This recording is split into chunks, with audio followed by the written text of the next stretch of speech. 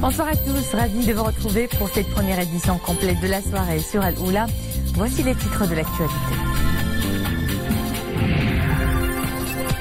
Le mercure s'affole cet été. Le temps caniculaire impacte la filière des volailles dont la production a baissé de 6%. Dans un instant, nous verrons comment les élevages avicoles tentent de réduire les dégâts. Garantir un sol fertile et adapté aux besoins des cultures, c'est la mission de la carte de fertilité des sols. Une première au niveau du continent. Dans ce journal, visite dans une exploitation agricole qui bénéficie d'une expérience pilote, c'est à Barchid. Et puis, nous irons à Ouarzazate qui accueille jusqu'à demain son 7e festival des Arts d'Ahouach, une grande fête d'un patrimoine artistique national agrémentée par plus de 500 artistes venus de tout le pays. Avant le développement de ces titres, Sa Majesté le roi Mohamed VI a adressé un message de félicitations au président de la République du Tchad, Idriss Déby Itno, à l'occasion de la fête nationale de son pays. Comme prévu, des averses orageuses ont eu lieu dans certaines provinces du royaume. Depuis hier, la province de Boulmel, par exemple, a enregistré d'importantes précipitations. Sur ces images d'Ahmed El-Fadeli, la rivière des Tkrmos est revigorée par ses apports d'eau. Du pain béni également pour la nappe phréatique et les barrages de la région. Un air de fraîcheur, mais la canicule reste de mise. Demain, dimanche, le mercure atteindra jusqu'à 45 degrés à l'Arrache, Ouazzin, Sidi Qassem, Sidi Slimane, Khnisset, Taroudon, Agadir, Inzgane et Sabira. Cet épisode caniculaire intéressera aussi d'autres provinces comme Salé, Kenitra, Marrakech, Youssoufia, Fez, Meknes, Rahanna et Fqi Ben Salah. Et lorsque le mercure s'affole avec de telles températures, cela impacte négativement la filière des volailles qui résiste mal à la canicule. Cette période accuse une baisse de production estimée à pas moins de 6%. C'est quand même beaucoup moins que les années précédentes grâce notamment aux équipements d'élevage avicole de brumisateurs pour les rafraîchir. Mohamed Etlishker nous en fait le point dans ce reportage. Les techniciens ont toujours un œil sur le thermomètre. Dehors, il fait dans les 40 degrés. Mais à l'intérieur, toute augmentation de la température dans le bâtiment d'élevage peut décimer une partie de la volaille. Dès que la température augmente, des brumisateurs sont actionnés. La brumisation, c'est-à-dire on va faire vaporiser de l'eau dans les bâtiments, ce qui va permettre d'abaisser la température d'environ 5 à 6 degrés. Nous avons aussi un système plus efficace, c'est le pas de coulis. Les bâtiments importants, etc., où il y a un élevage intensif, donc ils se sont équipés en pas de coulis. Ces équipements ont été introduits ces dernières années suite à la succession de vagues de chaleur ayant décimé par endroits toute la production de poulets de chair et d'œufs. Cet été, les aviculteurs ont enregistré très peu de pertes. Nous avons au niveau de la FISA enquêté au niveau de tous nos délégations régionales, depuis Tanger jusqu'à Dakhla, en passant par Rachidia, Zagoura, Marrakech. Le taux de mortalité, ça n'a pas dépassé 5 à 6%, sachant que dans des conditions normales, quand il n'y a pas de maladie, quand il n'y a pas de passage viral, ça ne dépasse pas 3%. Alors là, qu'on n'est même pas à 7%, on est à 5-6%. Les équipements nécessaires pour faire baisser la température dans les poulaillers sont subventionnés grâce à un fonds dédié par le ministère de tutelle. Tout éleveur voulant équiper ses élevages en brumisation ou bien en pas de cooling présente un dossier au ministère de l'Agriculture et il obtient une subvention en conséquence. Au Maroc, en 2017, l'aviculture a permis la production de 550 000 tonnes, soit plus 17% par rapport à 2016. Quant à la consommation des viandes de volaille au Maroc, elle avoisine les 20 kg par personne par an. Elle concerne toute la surface agricole utile, c'est-à-dire une superficie totale de 8,7 millions d'hectares. La carte de fertilité des sols, une base de données scientifique au service d'une agriculture raisonnée et productive. Une première au niveau du continent. Sa mission est d'aider les agriculteurs à répondre de manière adaptée aux besoins en engrais et en fertilisants. Elle s'inscrit dans le cadre du plan Maroc Vert. En voici une expérience pilote. C'est dans l'une des exploitations agricoles de Barchid. Mohamed Etlishker.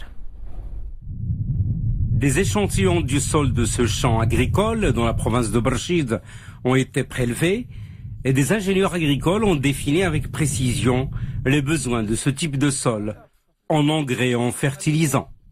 Les agriculteurs n'ont plus qu'à appliquer le mode d'emploi pour obtenir les plus grands rendements au moindre frais. L'expérience a été très utile et positive. Nous avons eu un bon rendement, une bonne qualité, donc de plus importants revenus. Nous avons bénéficié d'un accompagnement de la part des ingénieurs, depuis le labour jusqu'au traitement et la moisson. Nous avons eu un bon résultat. 300 autres parcelles agricoles à travers le royaume ont été choisies pour cette expérience pilote d'étude des sols. Objectif, établir une carte de fertilité des sols au Maroc. Une première continentale. Le suivi sur le terrain est assuré tout au long de la saison agricole par des ingénieurs agricoles relevant de l'OCP. Ce suivi concerne particulièrement l'utilisation rationnelle des engrais qui donnent de bons résultats en termes de rendement à l'hectare. Pour établir la carte de fertilité des sols dans le royaume, 33 000 échantillons de sol ont été prélevés et étudiés au plan national. Une véritable base de données scientifiques a été obtenue au service d'une agriculture raisonnée et productive. 11 types de sols ont été identifiés, auxquels sont associés 11 compositions d'engrais fertilisants pour 3 types de cultures. Il y a eu des expériences au niveau des champs agricoles pour définir les critères d'utilisation des engrais dans chacune des régions couvertes, ce qui nous a permis de préparer des compositions d'engrais par région en vue d'améliorer le rendement et la productivité agricole.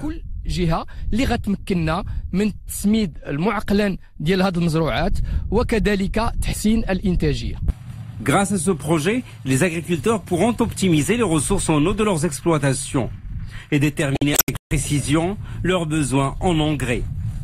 La carte de fertilité des sols concerne toute la surface agricole utile, soit une superficie totale de 8 700 000 hectares. Hier, le Maroc célébrait la journée nationale du migrant. Nous revenons aujourd'hui sur la question de la décentralisation des services du ministère de tutelle à travers les maisons des Marocains résidant à l'étranger et des affaires de la migration. Ces services sont créés dans 4 régions du royaume, notamment dans le Souss Massa. Quelles sont leurs missions? Mustafa Namous, coordinateur des associations des Marocains du monde dans la province de Tiznit, nous répond. Il s'exprime au micro de Hejib Tank. Ici, nous sommes à la maison des Marocains du monde de Tiznit. C'est un lieu où il y a un lieu d'échange, de construction, de convergence sur toutes les problématiques liées aux Marocains résidant à l'étranger. La maison des Marocains du monde de Tiznit, c'est un lieu qu'il faut privilégier, puisque on est bien reçus et ils sont là à répondre à tous nos types de questions, que ce soit lié avec les autres administrations ou sinon même le suivi avec nos activités associatives ou même aussi des activités sociales et ça c'est très positif. Et donc moi j'encourage à ce que cette type d'administration se développe sur tout le Maroc et que ça permet aussi d'avoir un rôle important sur toutes les questions liées aux Marocains résidant à l'étranger. La position du Vatican sur la question du Sahara marocain n'a pas été modifiée. C'est ce qu'affirme la représentation officielle du Saint-Siège au Maroc. Une position réaffirmée suite à la parution dans plusieurs journaux de photos du pape bénissant des enfants présentés comme sahravis. La nonciature apostolique près le royaume tient aussi à rétablir la vérité sur les dites photos et condamne leur utilisation politique. Les audiences hebdomadaires que le Saint-Père accorde aux pèlerins du monde entier sont de nature exclusivement pastorale et n'ont aucune connotation politique, explique encore la représentation du Vatican.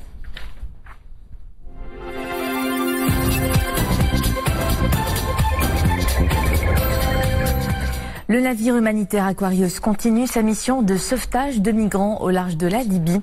Pas plus tard qu'hier, il a récupéré 141 personnes en mer au cours de 2 opérations.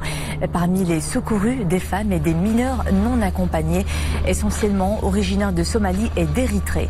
Les embarcations en bois étaient surchargées, sans eau ni nourriture. Les migrants à bord se trouvaient à 24 000 nautiques des côtes libyennes, au nord d'Abou Kamash.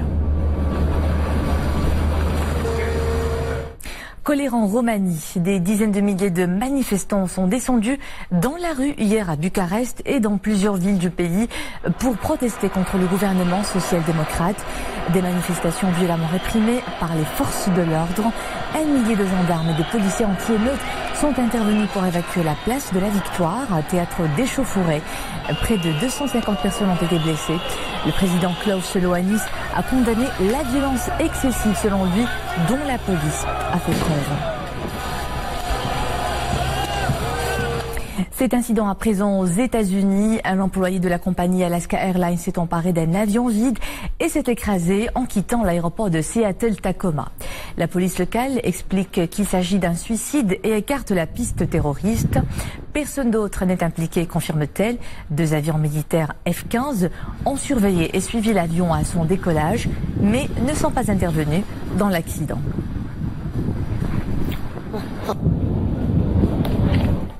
La NASA repousse à demain le lancement de la sonde solaire Parker Solar Probe. Initialement prévu aujourd'hui, le lancement de cette sonde, première réalisation humaine à tenter de traverser l'atmosphère du Soleil, a été reporté en raison d'un problème de pression des luxes gazeux. Au-delà de la prouesse technologique, c'est l'intérêt scientifique qui est mis en avant pour cette mission.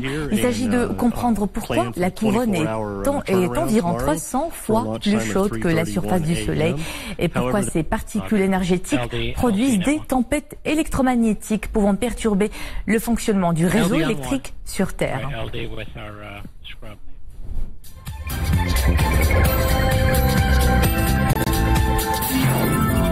On revient chez nous pour parler d'abord d'un événement très attendu, la Supercoupe qui lance la saison footballistique espagnole depuis Tanger. Le FC Barcelone et le Séville FC s'affrontent demain à 21h au grand stade de la ville pour le titre de la Supercoupe d'Espagne 2018. Une rencontre de haut niveau entre les Catalans qui détiennent le record de titres, 12 sacres, et les Andalous qui espèrent battre le Barça pour la première fois dans la compétition. L'événement suscite un grand engouement auprès des fans marocains et espagnols qui, vous le voyez, affluent massivement sur la ville par voie maritime notamment.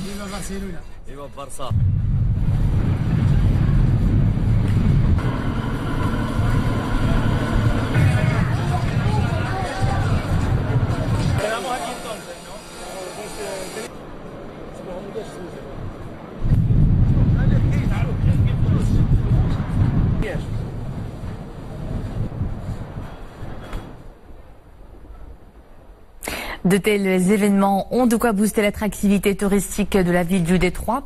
En cette période de vacances, Tanger et ses monuments se révèlent sous leurs plus beaux atours grâce à 2 bus touristiques découverts. Des bus qui sillonnent de remarquables circuits touristiques pour faire découvrir les plus importants sites de la Perle du Nord.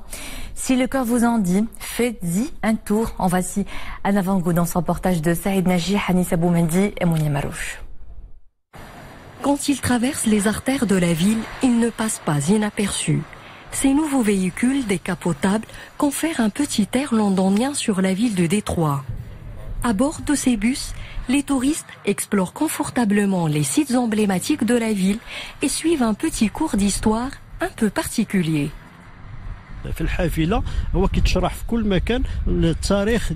À travers un système audio installé dans ces bus, les visiteurs à bord suivent toutes les explications sur les lieux visités. Ces informations historiques sont conçues par des professeurs et des chercheurs d'histoire. Embarquement immédiat et c'est parti pour une balade à travers la ville et ses joyaux architecturaux dont les façades sont chargées d'histoire. Un concept qui séduit de nombreux touristes. J'apprécie ce service, cela me permet de découvrir la ville de Tanger et enrichir mon programme du jour.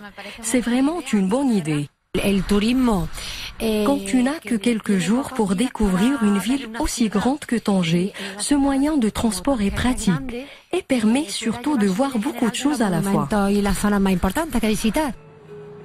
Ce nouveau concept de transport propose 2 circuits touristiques, Tanger-Ville et Cap-Spartel, à travers des commentaires audio en 4 langues. Une formule qui renforcera l'offre touristique de la ville du Détroit. Et oui, les bonnes balades font partie des joies de l'été, mais la saison du Farniente, c'est aussi une ambiance festive un peu partout dans le royaume. Des festivals de tout genre égayent nos villes. La tradition musicale est à l'honneur en ce moment à Ouarzazate à l'occasion de la 7e édition de son festival des arts d'Ahouache. Plus de 500 artistes représentant les meilleures troupes de ce patrimoine du pays sont de la partie. Abdelhamid Jebran et Mounia Marouche. Pas à pas, la fête s'installe. Au son des tambours, chaque place à Ouarzazate devient une scène éphémère. Ce spectacle d'Ahouache est une chorégraphie au rythme si particulier. Un patrimoine artistique à travers lequel les habitants du Haut-Atlas racontaient leur vie de tous les jours. Une forme artistique qui vit encore à travers ce festival. Nous avons hérité cet art d'Ahouache de nos ancêtres. Nous étions bercés par ces rythmes dès notre enfance. Nous espérons participer à d'autres festivals. Je suis fier de ma troupe qui reflète un héritage culturel très riche de notre pays. C'est une manière de perpétuer cette forme artistique.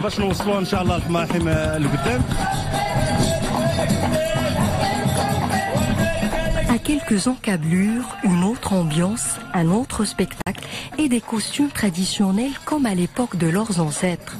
Le Festival national des arts d'Ahouache attire de nombreux touristes curieux de plonger dans cet art de vivre.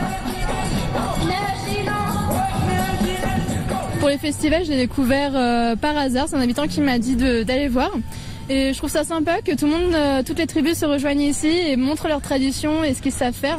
Et franchement, leur musique est géniale, faut pas que ça se perde. Vraiment, faut continuer à faire cette musique, à partager et faut pas que ça se perde. Nos racines et notre culture. Et c'est important de les partager, de les faire comprendre et connaître aux autres. Voilà. Et non, ceci dit, c'est vraiment super beau. C'est vraiment très bien. Et le mélange des tribus entre elles, ça réchauffe le cœur. La relève est déjà là. Des musiciens en herbe ont rejoint la troupe et apportent un bain de jouvence à ces arts authentiques qui ont de beaux jours devant eux. Cette annonce pour finir, l'observation du croissant lunaire du mois de Dhul Hijja aura lieu demain. Le ministère des Habous et des Affaires islamiques invite les magistrats, les naders et les délégués de ce département à l'informer de l'observation du croissant lunaire ou non en le contactant au numéro qui s'affiche à l'écran.